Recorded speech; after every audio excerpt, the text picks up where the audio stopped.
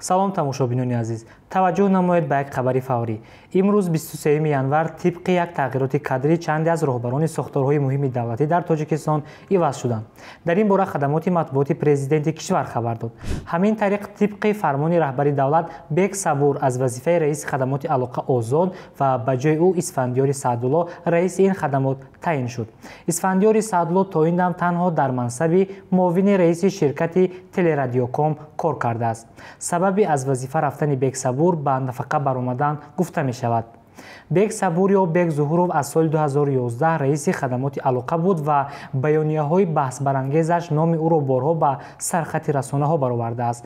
Инчунин барои суръати паст ва нархи баланди интернет, маҳдудиятҳои алоқа, дастрасӣ ба сомонаҳои хабарӣ ва шабакаҳои иҷтимоӣ пайваста танқид мешуд.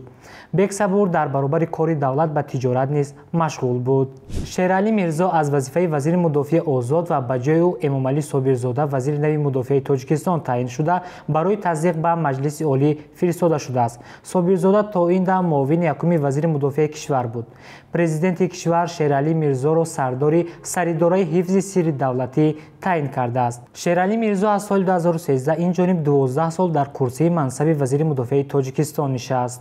ҳамзамон пешниҳодҳои президенти Тоҷикистон дар бораи озод намудани Юсуф Раҳмон аз вазифаи прокурори генералӣ ва ба ҷои ӯ таъин намудани Ҳабибулло Воҳидзода ба Маҷлиси миллӣ фиристода шудааст.